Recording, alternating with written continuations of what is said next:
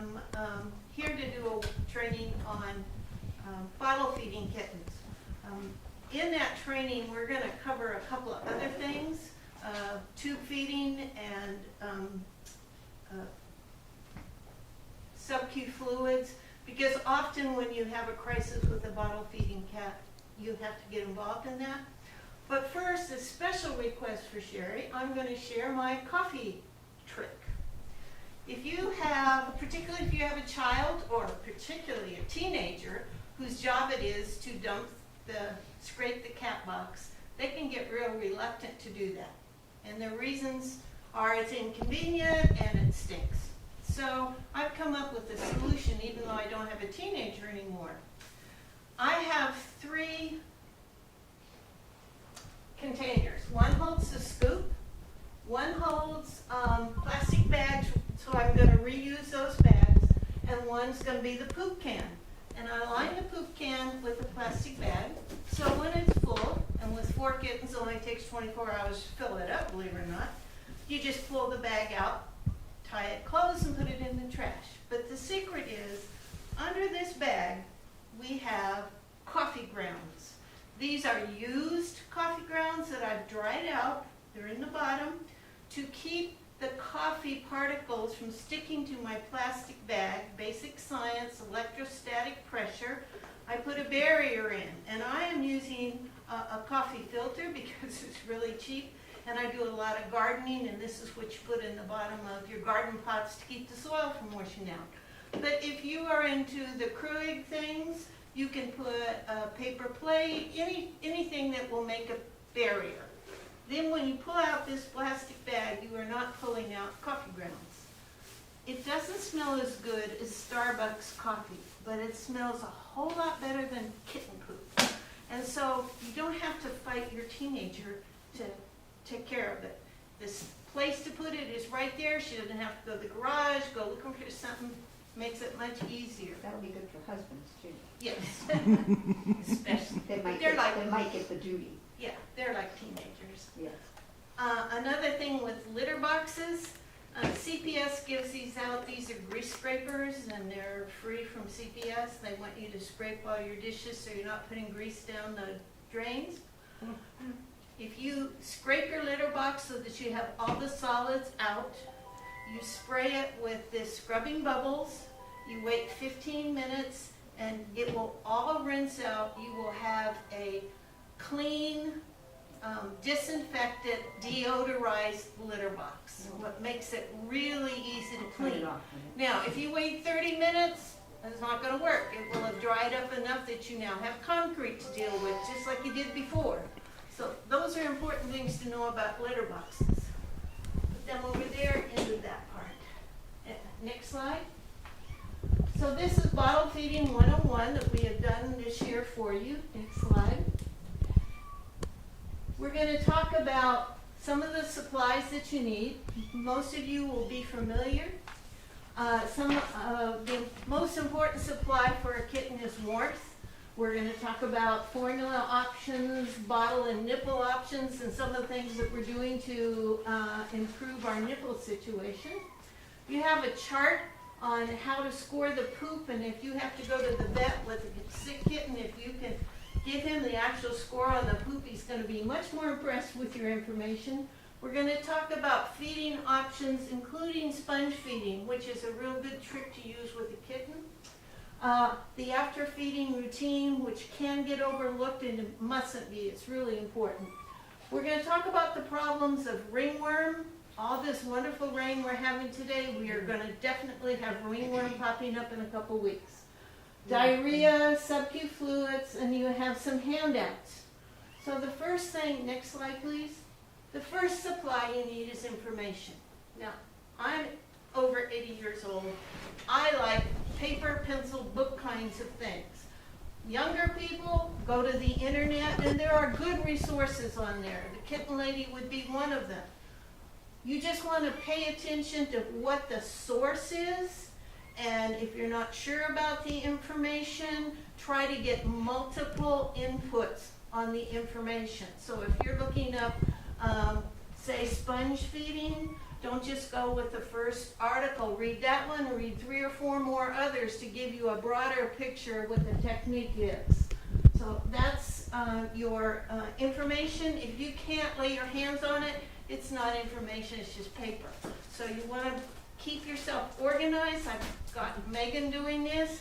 We have lots of little things in here, and when we find something good, like there's a really good paper on the dilution of Clorox in water, with what strength you need for the various things you deal with. That kind of information is really important to have, but you need a pencil paper so you can get to it. Next slide. The most important thing when you have a kitten, other than safety, and I don't have the safety slide in here, but before you take on kittens, you want to think about safety, the safety of yourself. I mean, I found a kitten up there on the elevated freeway where Bend Air Road goes to 410. Somebody had thrown kittens out. By the time we were able to stop, there was only one left alive. You have to think about the safety of your own animals when you're bringing these little guys into your house, the safety of the animals. So that's always in the back of your mind. But the next thing is warmth. When you get a little kitten in a situation like today with this heavy rain, they're going to be washed out of the gutters and the underground places that they are. And a cold kitten is a dead kitten. So you've got to get warmth to them really quick. Fastest way is down in the bra. If you have one, you just put it here and get it against your skin and take it to where you can get a better source of warmth. I learned by living in the desert that you always carry bottles of water. And because they make such an awful noise that I hate, I put them in a sock. When I am out and about and I discover kittens or someone brings me kittens, I can go into any Starbucks, show them this wet kitten and say, can you give me some coffee? I need warm water in here, and they will do that. So that you immediately can have warmth for them. The other thing is, in an emergency, heating the socks filled with rice up in your microwave, and you lay your kitten in between them. More warmth can come from a heating pad. You have to get the kind that doesn't turn off in 30 seconds or 30 minutes of inactivity. We have a cuddle safe down here. There's various ways to keep them warm. So those are all listed up there. Soft baby blankets are really good. I started out with towels, and lots of people still donate towels to me, but towels really aren't real good with kittens because it cuts their little toenails in them. So flannel is much better. And you need to learn how to do a burrito wrap where you wrap them up. The only thing showing is their little face, because that's the only thing you're trying to get water or feed or sugar into them. You wrap them up. And finally, sock sweaters. Next slide. These are sock sweaters made with little infant socks, and they're a struggle to get them on the kitten, but when you're in a situation where this is where your source for your warmth, it's worth doing. So have your friends give you their little kids' leftover socks, because you never know what size you need. And the bigger they are, the easier they are to get on them. Of course, the easier they are for the kitten to wiggle out. But you cut holes for the arms. These are closed at the end, and those are wonderful if you have kittens that suck on the privates of their litter mix. And that behavior is a natural behavior, compounded by the fact that they're not getting a lot of sucking since they're being bottle fed. They're not getting the hours of sucking they would get on the mother. And it can be very dangerous for a kitten. So you don't need to close this off. However, if you cut that open, it's much more easy. It's easier to take care of their elimination. So if you're using what I call a closed toe sock, you're going to have to constantly be putting clean ones on there. And it's not easy to do. This picture was taken down during Hurricane Ike when we were taking kittens. We didn't have electricity. We were down at Stinson. It was the middle of the night, and somebody said, sock sweaters. And she ran to home and got socks and came back, and we were able to save all those kittens because we could get them warm. Next slide. Your formula options. those of you that are here, I really recommend this brand of formula. I have used KMR. Those are the only two I will use. This one costs just a little bit less. This is about $75 once it is shipped to you. But this formula, they do not get diarrhea as badly as they do with KMR. And it really makes a significant difference. So that is right here. Just Born is what we use for newborn kittens that did not get cholesterol from their mother. So that you can buy in powdered form. If you do a lot of bottle feeding, you just want to keep that in the freezer as a powder.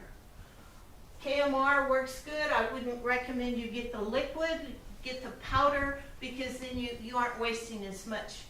And goat's milk, this is from HEB, powdered goat's milk. That is your go-to formula when you have nothing else. You can use it with any mammal until you can get to a better choice. It is not going to upset them like people who use, one lady was using coffee creamer, cat milk, that Whiskas cat milk. Both of those will make little kittens really ill. So I keep goat's milk in powdered form in my freezer all the time. And neighbors know that I do bottle feeding. They bring me bunny rabbits and all kinds of things. So it's good to have. Next. You make your formula daily. It seems when you have a bunch of kittens more convenient to make up a quart at a time. No, it needs to be made daily, be kept fresh as possible. And I do use bottled water. My husband insists that we give the cats bottled water. They then go drink out of the toilet. But we do make the kitten formula with bottled water. Make it up fresh each day. Next slide. You have a copy of this chart. What it does is it tells you based on the weight of your kitten and the age, how much you're going to feed it to meet the calories that it requires. And you have to know how much of your formula is needed to provide that minimum number of calories. So it's a matter of math. But if you have a 300-gram kitten and it's between 2 and 3 weeks old, and it's going to need 60 calories per 100 grams, so 3 times 60, and then it tells you what volume of your milk you need to get to meet that requirement. Then you look at the stomach capacity and you divide the stomach capacity into the larger number, and it tells you how many times to feed them. It is a lot of math. After a little experience, you know just by looking at the kitten. But when you are starting out, if you're concerned, if you're giving them enough food, this is a great way to do it. There are simpler charts, but they all tell you basically the same thing. Next slide. Nipples. Bottle feeding, it all comes down to nipples. This is a miracle nipple. This happens to be an old one. It's very soft. The newer ones are much whiter and they're much stiffer. The advantage to having stiffer ones is that the kittens can't bite the tip off and swallow it. But the disadvantage is they're not comfortable in a little kitten's mouth. You can get the shorter size, the mini, for newborn kittens. And then at about 2.5 to 3 weeks, you're going to have to move up to this one. They're not going to like the transition, but they get hungry enough, they eat. The other kind of nipple that we constantly come across is Pet Ag, and it's okay, but these will work better. And PetSmart is now marketing a set of bottles where the increments are in raised plastic, because these wash off right away.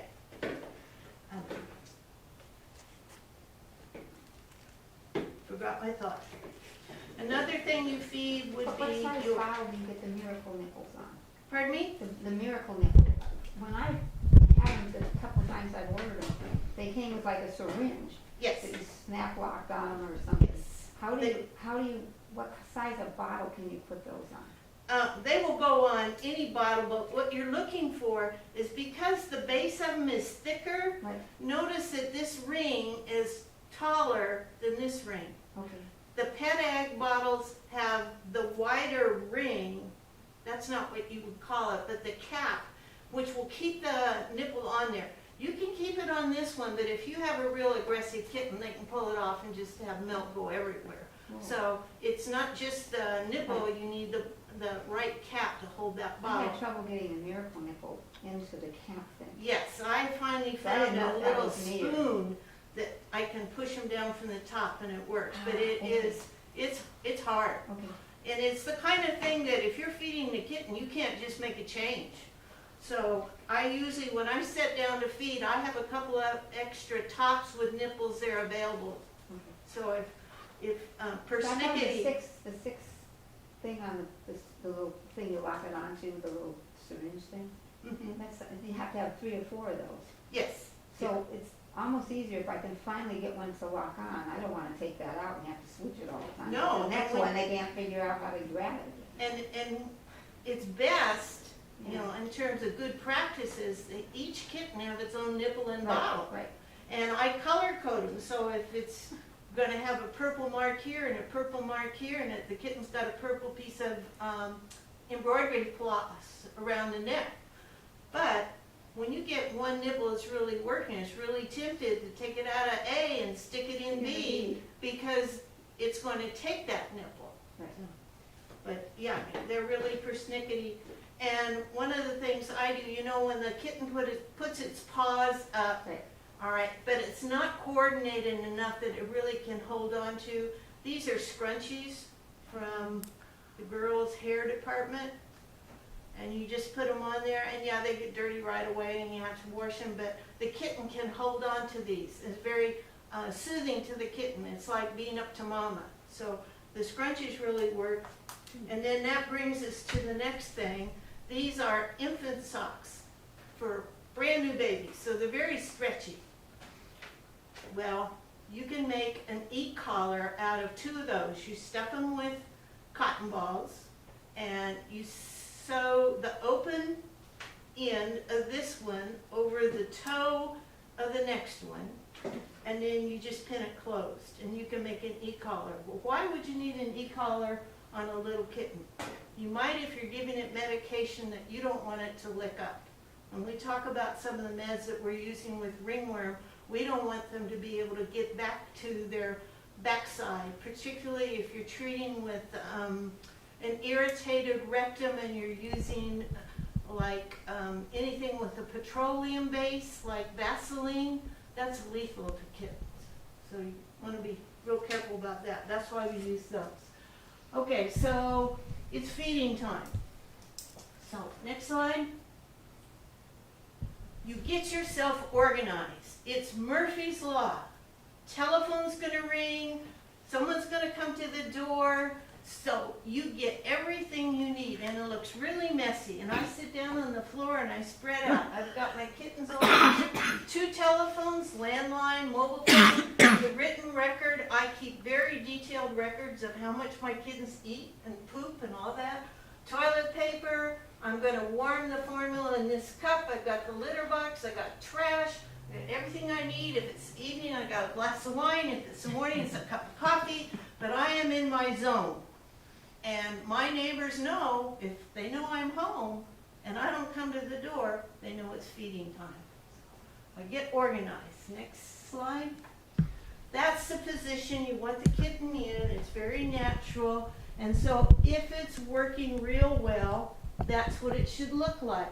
I do want to point out this little kitten is digging its hind feet into whatever the surface is there. So if it's outside, it's digging into the dirt, and that's one of the sources of the ringworm that we deal with. So we'll come back to that. But that's little kitten named Hummus, all ready to eat. Next slide. So bottle feeding, when it goes perfectly, that's what it looks like. It just doesn't go perfectly all the time. So next slide. One of the options that we have, and we've stolen this one from the dog world, is to take a cosmetic sponge And I do caution you to look at the label and make sure it's not made in China. I'm not trying to be political. It's just that their standard for cleanliness is different than from ours. So you get your sponge and then you trim the end of it to what you think the nipple should be like for the baby. And puppies, it's really easy to get these in the mouth because even little puppies have kind of a snout that you're working with. Little kittens, a little harder to get their mouth open to get these in. You soak this in your formula till it's saturated. You get it into the mouth, and then the trick is you're going to feed more formula into this sponge from the side. So if it's going in right there, I've got this right up close to the business end of the sponge, and it's going to feed right in. And if the kitten is able to suckle, now this kitten has to be strong enough to suckle, but it may be a cleft palate kitten and may have a mouth injury where the regular nipple is not going to work for you. So this would be advantageous to be able to do. It's a one-time use. You can't use this over again, so you have to buy a bunch of them. They're not really very expensive. With puppies, it works really well. A lot of puppies have to be fed that way. So sponge feeding is an option that we have. Next slide. Tube feeding. Tube feeding is life-saving for the kitten. However, it is very invasive. So I try not to do it unless it's absolutely necessary. And I try to do it just a few times. A fed kitten is going to be a kitten that is not able to suckle. It may be so far gone that you just have to do this. In order to tube feed, I have brought 2 kittens. And these aren't the best because these are bigger and they're not going to be real happy to be tube fed, but we will get ready. You need your catheter, and you have to order these online. I've given you a resource, but be aware that right now medical supplies are being commandeered for people needs, so a lot of these places will tell you that they're out of stock. So you need to watch, and when they come in stock, you need to get one. And just put it away for the day that you need it. They come in sizes 3, 5, and 8. 3 would be a very newborn kitten. 5 is more than likely what you're going to need. Then you have to figure out, how am I going to place this in the kitten? And you measure from the tip to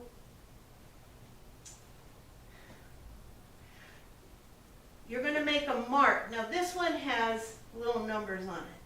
Megan loves this one. I can't see those little tiny numbers. So I take a marker and I make a mark. And since I might use it a couple of months later with a different kitten, I get lots of colors and marks on here. You can get this to come off with alcohol so that you don't get confused. And then we need a kitten. We're going to get Smudge. This is little Smudge. She has a smudge on her nose, and she is about 7 weeks old. She is the most difficult kitten I've ever saved. She went 3 weeks where she would not eat, and she has been tube fed a lot. And I need to make a mark on here since she hasn't been tube fed for a while, so I know how far to insert this tube. And you start with the point where the ribs come together, your solar plexus. It's on yourself here, but from your body, your ribs go down. It does on the kitten too. So we don't measure from that joint. We measure from the furthest rib. So I feel till I find where that last rib is. It's right there. Put that there. And I measure up to the edge of her mouth. And then I am going to give myself a pinch more room because I'm going to be pinching that tube right at that point. And if I don't allow a little bit more room for that mark to show, I'm going to be covering it up with my fingers. So we're going to get some water. You would dip this in formula, and then we need to fill it. Okay. You want to be sure that you have a syringe that is long enough to go in here. And if you're going to, if you need a new syringe, I just take this to my friendly Walgreens pharmacist and say, I need a thing to go in there because I'm going to tube feed a kitten, and he will know which syringe. And, you know, he will bring them out, and he doesn't charge me for them. So I'm going to fill my syringe with water. She says, I don't think I'm going to like this. And when I'm tube feeding, I'm keeping real exact measurements. It's better to use less and do it more often than to give her too much. And then I put, let's say I'm going to be feeding 4 milliliters. I'm going to have a little extra in there because I've got to empty the tube of air. Then I would dip this in the formula and get her to swallow it, which she's not going to be want to do. And I'm at my mark, because I have her mark on here. And this would be an important time to have hubby help you. No, this is the time where you need your number and where you live. Yeah, and I'm not going to stress her out anymore, but Yeah. you get the idea. So how do you know, I guess, that it doesn't go down in her lungs? Okay, that's a good question. If it were going in her lungs, you would meet resistance 2 inches before you get to your mark. So as you're pushing it down, if you get resistance, you just pull it out. And it's very common to have that resistance. Don't feel bad that you're doing it wrong. You just have to pull it out. It takes me about 3 times to get it in there. Now, this little girl had to be fed for 3 weeks, tube feeding. She would not eat. She says, I don't like that. So you make your mark, you make your measurements, give yourself room to pinch so that you can see where your mark is, and then gently insert it. Be sure and put a little formula on it, and little kittens are really good about just swallowing, and it will go down easily on them. She said, I'm going back in my pen.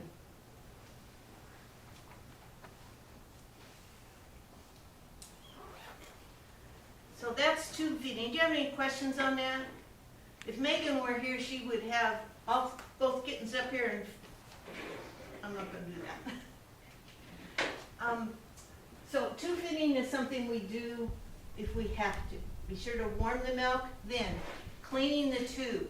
You're going to take it to your sink, and you're going to pull hot water into it and plunge it back and forth several times. But I talked with a friend of mine who's a nurse, and she says at least once every 24 hours, when you are tube feeding with the same tube over and over, use a mixture of 50% alcohol and 50% water, and really clean it well. Then you have to rinse it, plunge a lot of water through it to get all the alcohol out.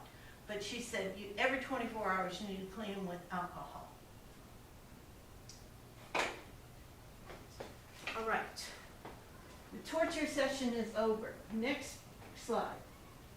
It's showing you how to measure, and yes, I know it's a puppy, but I couldn't find a kitten picture on the internet. So we're going for the rib, where that lowest point of the rib cage is, to the corner of the mouth. That's your length. Add 1 more pinch. Make your mark with your Sharpie and use that. A lot of people make the mark still with the Sharpie with a piece of tape, so it's not on there permanently. We woke her up, we're going to be sorry. And you gently insert and here we're getting to the mark, you have less than 2 inches, so you definitely are not in the lungs. If the kitten is crying, great, that means it's not in the lungs as well. Okay, next slide. Syringe feeding. This is one step up above tube feeding. So when you have a kitten and it's been tube fed, you're going to be trying every day to replace the tube with the syringe. And you want one with a long neck. Again, you go to the pharmacist and say, this is what I need. You can buy them, but they sell them in quantities of 50. You don't need 50. It's better to go pay cash for them at the drugstore. And you're going to bring it into the side of the kitten's mouth. You don't squirt straight down the throat. You just squirt across the mouth. And yes, you waste a lot of milk that way, but you don't get too much milk down their throat, which is really hard for them, bad for them. So you do that. When they get a little more advanced, you put the nipple on, whether it's the mini or the regular nipple, and when they are getting the idea, they are literally going to be feeding themselves. You don't have to put pressure on it. This tube will come down. And you can do solid food when you might have a kitten that needs Gerber's baby food. It will go through here. So when the kitten can suck down the milk, you don't need the syringe anymore. You just put that nipple on the bottle and you're back in business. So it's a stage, it's step by step to get them. You can't just start with bottles with some kittens. After you fed the kitten, and I feed in an organized way because I didn't bring them today, but I have all these little records. You have a copy of the record sheet. And let's say I have 4 kittens and I'm going to call them A, B, C, and D. First feeding of the day, A is first, B, C, D. Next feeding, I start with B, C, D, A. Next feeding, I start with C, D, A, B. That way, 2 things. The same kitten is not always having to wait. That is stressful for the kitten. Once they really get hungry and everything, that kitten is going berserk. So you alternate in an organized way. At the end of the feeding of the 4 kittens, whichever kitten is the last kitten, and it would be kitten D on the first feeding of the day, I thoroughly examine that kitten. And I call that the baby wipe rub down. I look at that kitten, all the external things. I'm checking for fleas. I'm checking for irritation on the privates. I'm looking for the development of ringworm, any skin things that just don't look right, so that each kitten is getting a good evaluation every day. And we want to talk about ringworm, and we're back to that slide where he's digging his little feet in. And you deal with feral kittens. These are kittens that are outside in the dirt when they are eating, and the kittens dig in their little feet when you're feeding them to get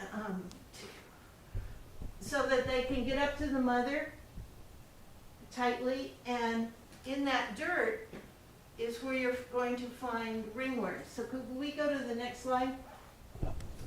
Ringworm is not a worm, it's a fungi. If you have a garden with mulch in it and you see mushrooms growing in your mulch, you've got ringworm. It's native. So one of the first things you want to keep in mind, it's out there, you want to keep it out there. Don't wear your gardening shoes into your house. That's bringing the spores in your house, and the spores are hard to get rid of. Anytime you bring in new kittens, be sure to put them in a room where all the surfaces are washable. They don't need fabric, they don't want a rug under them, and you want to keep them in quarantine for 2 weeks. That is to protect any other animals that you have in your house and yourself. So. And that even means all the neighbors who want to see the new kitties that come knocking on the door, particularly the ones that are children, they can't come until the kittens have been there 2 weeks.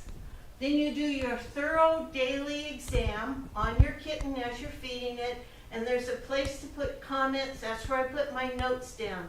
If something ain't right, we call that SAR, S-A-R, something ain't right. If you feel something's not right with that kitten, notate it. Don't worry that someone else would disagree. Keep those notes, because should that kitten get sick later on, being able to go back and say, oh yeah, on Tuesday I noticed, is going to be really helpful in finding the right answer for that kitten. Hand washing. 2020, 2021 has taught us the importance of hand washing. So you're going to be washing your hands, but you're also going to be washing the paws of the kittens in a minute. You're going to wear a kitten smock. This is not because it's fashionable. In our organization, we've made a bunch of these, and you have a smock for each set of kittens. So if Megan has 2 sets, she's going to take her smock off for set 1 and put a new smock on for set 2, so she's not cross-contaminating. Now, it doesn't have to be fancy. It can be an old t-shirt.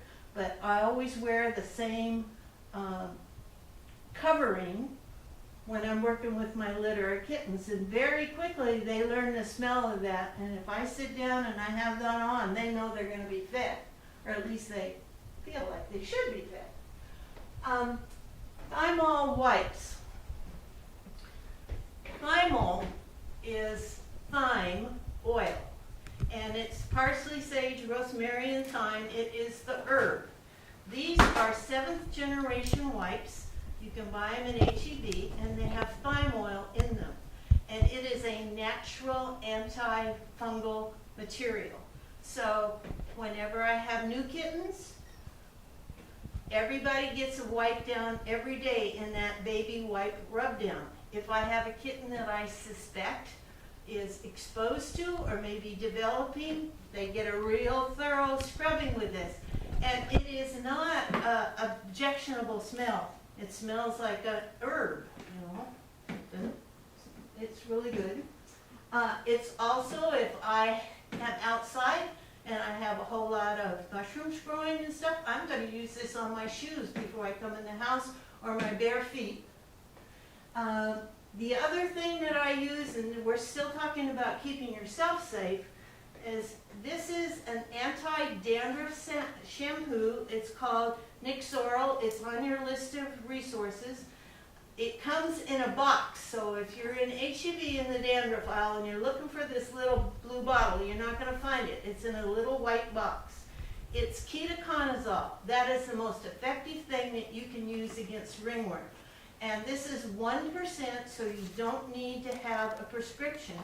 When I'm working with kittens, and Smudgy here is recovering from a face full of ringworm, this was my body wash while I was taking care of that kitten. Everybody is exposed to ringworm. It's only the vulnerable, little children, young kittens, and ladies my age. So I have to take care of myself, or I can't be the caregiver to kittens. So this is what I'm going to use. This is about an $8 bottle, and it's in H-E-B, not even H-E-B plus, just a regular H-E-B in the dandruff section. So I always use this. I can tell you it burns your eyes. So if you are, the next thing I'm going to do is bathe the kittens with this. I'm going to have to be real careful around their face, because it does irritate the eye a little bit. So that's 1% as a body wash. And then I disinfect the cat room daily. And my husband will tell you I run the vacuum cleaners because I can't stand walking on cat litter. I'm from Hawaii. I don't like walking on sand. I don't like walking on cat litter. So I have my vacuum cleaner out, and I have my, I scrub a lot. And cleaning is one of the most time-consuming parts of cat care, but you've got to do it, particularly between litters. I use a 1 to 8 concentration of Clorox, so 1 ounce of Clorox and 8 ounces of water. That's very strong. You put it on your floor, your surfaces, and you have to let it stay wet for 10 minutes. It won't do the job if it dries up sooner than that. So you slosh it around, and then I go back in there with towels and dry it up. And of course, the towels lose their color. Also, in the laundry, when I'm washing cat linen, I use laundry sanitizer, which was very hard to get during the beginning of COVID, but Lysol and Clorox both make good laundry sanitizers, and you just put it in like softener. Works real well. Okay, that's prevention. Preventing me from getting it, preventing the rest of the cat household from getting ringworm. When you're treating ringworm, whatever you do is going to be worthless if you don't get the crust off. The ringworm is down in the pores of the skin, so you have to get that crustiness off there. And that is very uncomfortable for the kitten. I use a soft toothbrush and warm water and scrub. And they are howling their little heads off. But you've got to get that off, because if you don't, whatever medication you're putting on there is not getting to the source of the problem. So remove the crust, wipe the kitten down. You might have to do it every 3 or 4 times a day. But this will keep it from spreading to other parts of the body. Bathe the kitten in your body wash and be careful around its eyes. Every day? Yes, I would bathe it daily. Okay. And this is a pet medication, so you can get this, you don't need a prescription, you can get it online, it's on your list of supplies. And it is pet safe in the sense that you do not have to put the e-collar on the kitten. And you can put this right on the sites. It is not as effective as ketoconazole 2%. So it might take you 4 or 5 days before this really has an effect.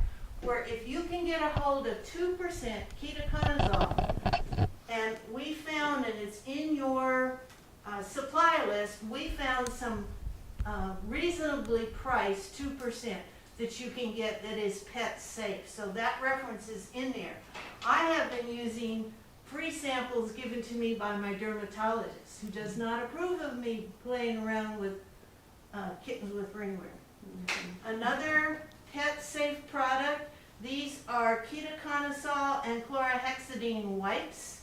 They're like Tucks, and especially if you have a kitten like Smudge who has the ringworm on the face, these are safe to use around the face, and you just take the toothbrush and scrub off the scabby stuff, and then go after it with this. And then you feed them, Does so it they'll sting? forgive you. Does it sting so that they have? No, it does not sting them. No. Good question. If you don't have these things, you can't get to them. Monostat that we use for vaginal infections works, but this has the white cream, which is butyl alcohol. That you don't want the kittens eating, licking it off, either this kitten or the other. So you isolate the kitten and you put on the e-collar. So that's where you would need it for this. This is the gel that I get from my dermatologist, and I've given you a reference where you can get a pet safe one. New stock, very effective. It is a suspension of sulfur, so it goes on like a yellow toothpaste. Unfortunately, it comes in pretty big, because it is for horses and cattle, it comes in pretty big tubes. It's the kind of thing in our organization that they have one at the office, and you take a little bottle with a tight-fitting cap and you go over and squirt some in. You do not need a lifetime supply of this material to treat one little kitten. However, it is very effective. It really is. So those are treatments. Any questions about ringworm? I have to tell you, I've never Nightmares, gotten but no questions. it. No, it's I never dealt with it, I've never got it. it's this weather that we're having now, the ringworm's gonna go sky high. But a lot of kittens aren't gonna make it through this weather, so it's gonna balance it out. But ringworm is just a fact of being a kitten foster. Next, we're gonna get into the problem areas, and of course, the first thing you deal with is poop. And I live in a senior center. We have a dining room, and we go in the evening for our meals, and you can sit with whoever wants. And one of the ladies I was sitting with, she says, "I don't like sitting with you because you always talk about poop. I like hearing about the kittens, but you're always talking about the poop." And I said, "Well, that's because the poop is the most important thing about the kittens. You got to know the poop situation and know what their health is." So I try not to mention that in front of her, but we all have to deal with the poop.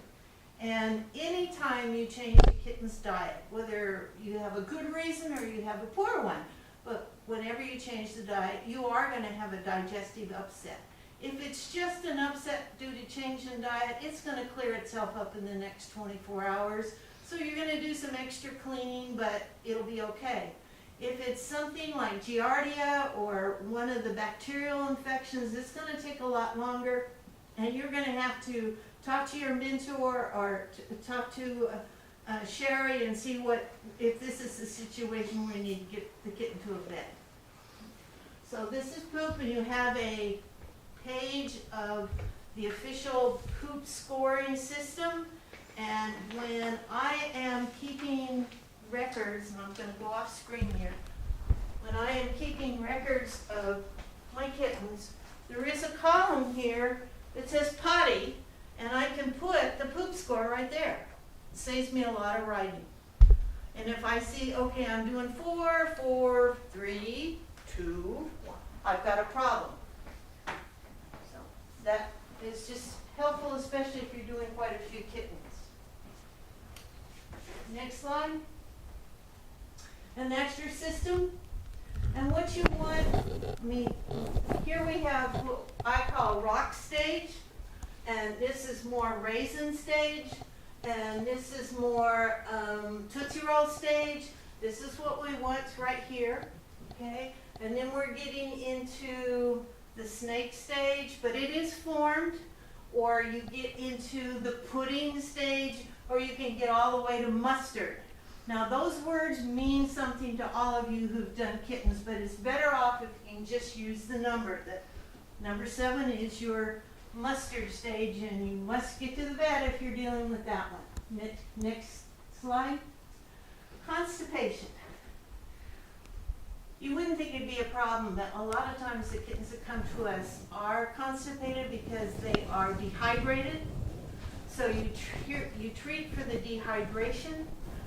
We've just lost 2 of Smudgy's litter mates that we know that they went days and days without feeding, and they got very constipated, and one died right away. The other one, we didn't get an intimate in there quite soon enough, and the colon began to break down, and you can't save the kitten from that.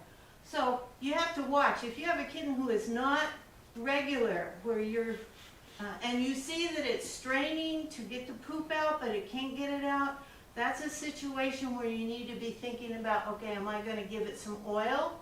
And don't use mineral oil, because mineral oil, they can't break that down to eat, so it lines the intestines, and it doesn't let the nutrition through. It's better to use olive oil, because they can break that down and get nutrition. So when you have a little kitten that's really constipated, they will let you know. And we have exercises, and you just hold them up and down. They don't particularly like this. Then you're playing with them, and you're rubbing their little tummy and constantly massaging. Even a warm bath or a butt bath helps. And so it isn't like, okay, I've got to treat the kitten for constipation. It's just be aware of all these things that you can do anytime you're handling the kitten that will help. The exercise, the moving of the abdomen up and down, keeping the tummy a little warm, adding just a couple of drops of olive oil to their food, all those things help. But this is Megan's kitten push-ups. She's really into this. Next slide. Dehydration. And that was the best picture I could find on the internet. When you have dehydration and you pinch and you pull that skin up, you don't want to do it right at the neck. You want to come past the neck here. Right at the neck, the skin is really tight anyway. So you come back about an inch and you pull it up gently. And if it stays up, and it's hard to tell, but in this picture, that's supposed to show that it's staying up, then you have a kitten who is showing signs of dehydration. Next slide. When I'm going to give sub-Q fluids, I have to create an entry point. And I'm going to hold the kitten, my hand over the head, and I'm going to pinch this area, and I'm trying to make a tent. So here's the top of the tent. This is the doorway into the tent. And I'm going to be running the needle in that area. And because my fingers are right there, I'm going to be really careful because these needles are really sharp. So we are going to demo that. I have Ringer's lactate, and I'm going to take an alcohol pad. There is an entry point for the lactate right here, this little button. And I go over that with my alcohol pad. And if the kitten is cold or this is not room temperature, I need to warm it, I would put it in a bowl of warm water so the temperature is adjusted to what I want. If you have a really cold kitten, this is a good way to warm it up. I am going to figure out how much I'm going to give a kitten. I usually try to give 1 ml for each ounce of the kitten, but I don't like to give more than, say, 7. I would rather give it 2 groups of 4 than to give it 8 because it just, if the skin gets too tight, it's too uncomfortable.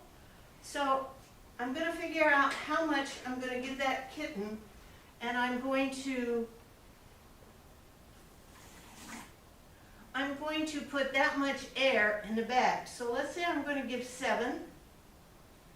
And if you're using these syringes, and you will find that after they've been used a couple times, they become hard to press in.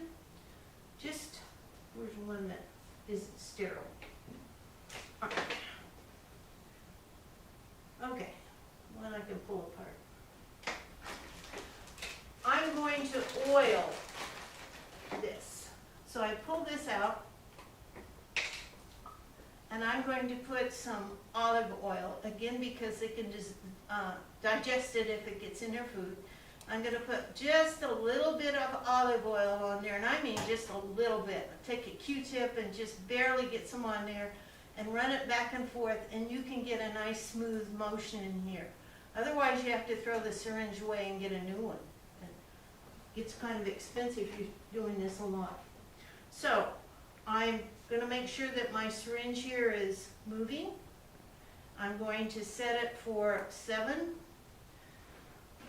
I sterilize that. Be sure that you don't poke a hole through the bag on the other side, so you have to be careful.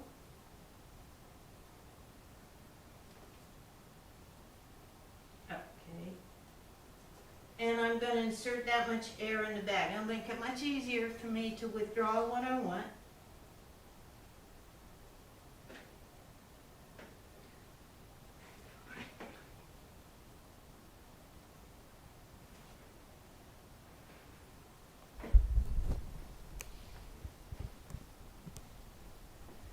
And recap your needle just for safety because they're very sharp. And I would create a little tinted area, and then I would insert the needle between my fingers. So this is sterile water, and we have a victim here. This is King Tut. You don't need to do this for me, I know what you're doing. And I'm gonna feel around. And I wanna get a slope going up so that I have an entry point, so. That's the hard part for me. It always comes out, the needle always comes out the other side. Yeah, it's tricky. Now I'm pulling it up, and one thing that helps if you are moving the kitten along a surface as you're doing this, it doesn't struggle nearly as much. All right, Mr. Tut, let me have some skin. Their skin is surprisingly thick. Now I'm just gonna give him a couple of cc's because he really has no problem. You were a good boy. So he has a little lump there, and it will take about 15 minutes for that to go away. If I have a kitten in real distress and I'm doing sub-Q fluids, I might be doing them every 15 minutes for maybe 2 or 3 hours till I can see whether it's having a positive effect or not. If I've done that much and it's not having a positive effect, I'm going to stop. Try something different, or sometimes you just have to let the kitten go. You're all right, baby boy. Thank you. Now they'll tell their war stories. So that's giving the sub-Q fluids, and you bring up a good point. It's very nerve-wracking, and I have stuck my fingers many times. Again, we're going to clean this with alcohol when we're all done, and then take it apart so that it dries out completely. And I use a new needle each time so that you have the needles come in sterile packets. Any questions about sub-Q fluids? You can use them to warm the kitten as well as treat dehydration. When you're treating dehydration, it's also good to treat for hypoglycemia because it's probably present and it won't hurt them if it's not present. You take a Q-tip and you put it in your sugar syrup. You can use maple syrup. You can use Caro syrup, but that's very thick. So I sometimes thin that with water. But I feed hummingbirds, that's 4-to-1, that's exactly what you need. So I use my hummingbird feeding stuff. Had a friend who wasn't having much success. She was using maple syrup, she was using the sugar-free. I've done that. So we had a little learning lesson there, all right? And again, you go in sideways, you stroke the tongue, and you do it every 15 minutes, and it's either gonna make a difference, or you're gonna go ahead and probably lose the kitten. When kittens crash, they crash very quickly, and when you see them begin to stretch out their body, stretch their spine backwards, then they are very close to death at that point. And what about honey? I don't recommend honey for 2 reasons. One, they say not to use it even with babies, and I don't know what the chemistry is involved there. But the other thing is that it's really thick, and I'm not sure that it's not going to choke them. It's a good question though. Next slide. Fading kitten syndrome. This is Megan's burrito wrap, and she will wrap the kitten up so just the face is there so that you could administer fluid. You could put sugar, water in this little kitten. But we really don't know what fading kitten syndrome is. We're dealing with symptoms. We don't know the causes. It happens very quickly. Sometimes a kitten is gone in 30 minutes. You wouldn't have had time to get it to the vet. Sometimes you have clues when you look back in your records that you saw something that wasn't quite right on Tuesday, and Thursday you have a serious problem. We're not going to save all the kittens, and it's really important that you do your best, but you keep the kitten warm, you keep the kitten as comfortable as you can, you give the kitten love because it may have been the only time in its life that it experienced that. Next slide. That's my record, And I find it very useful. When a kitten comes in, I weigh them. I use the scales, and if you're not using the scales when you're fostering, I won't let you foster for me. I want to know how much it weighed before I fed it. I want to know how much it weighed after I fed it, because that's the only thing that's really telling me for sure how much it got. Because I know how much I sprayed all over the bathroom, but how much did it actually swallow? So I really depend on the scales. And when I train people for Hello to Humane Society, I say, you gotta have scales. If you haven't got that, you don't get a kitten. Next slide. Just to review, you gotta keep them warm. You need to keep them clean as you can. You're gonna do a lot of cleaning. I would say an hour per kitten per day is gonna be cleaning. They are tough little guys. In Smudge's litter, I would go in every morning thinking she would be gone, and she just kept on coming like Energizer bunnies. So you just keep trying. Any questions? I have a question. Yes. My major reluctance in taking the bottle babies is that I don't have any help, and I work, and when I have done it, it's just been, I've just been ready to drop. I don't get any sleep. Yes, it's exhausting and it's very stressful, even when it's going well. Mhm. And when it's not going well, it's extremely stressful. And I would say you're probably you shouldn't be doing bottle babies. You might want to get the grueling babies. That's what I usually have done, but I want to do the bottle babies. Sometimes you can find a partner who can switch off with you. I've done that with Susan a few times, where I'll take them for a couple days, then she'll take them for a couple days, and that way you get a chance to sleep. Yeah, and I have a friend that when she's working, she doesn't often have kittens, but when she's working and she has kittens, she drops them on my doorstep on her way to work and picks them up in the evening. And so I just have kittens during the daytime.